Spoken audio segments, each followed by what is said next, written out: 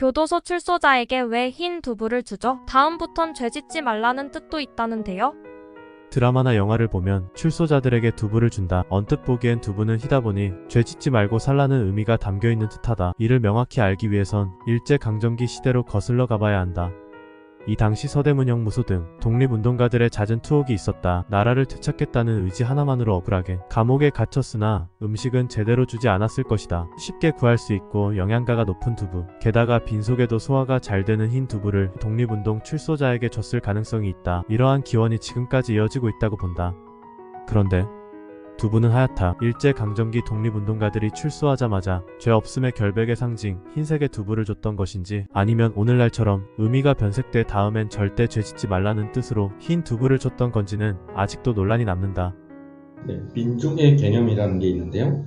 민족의 개념에는 두 가지가 있습니다. 하나는 혈연 공동체, 운명 공동체, 이런 것들이 있어요. 그리고 또 다른 하나는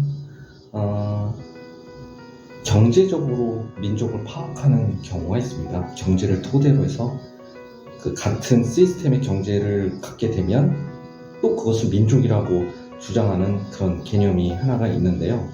근데 일반적으로는 대체로 민족이라는 것은 혈연, 지역, 운명 뭐 이런 공동체를 갖고 우리가 그 민족의 개념을 대체로 정의합니다. 그래서 우리가 일제강점기 시대 때는 우리가 죄가 없이 독립운동을 했기 때문에 어쩔 수 없이 우리가 그 형무소나 교도소, 그 감옥 이런 데에서 있을 수밖에 없었죠. 단지 독립운동한 것이 민족의 개념으로 봤을 때는 죄라고 결론을 냈던 겁니다. 하지만 그건 특수한 시대였기 때문에 그렇고 우리는 죄가 사실상 없었던 겁니다. 나는 역사적 기원의 자의식 해석으로 흰 두부는 죄 없음의 결백의 상징으로 본다.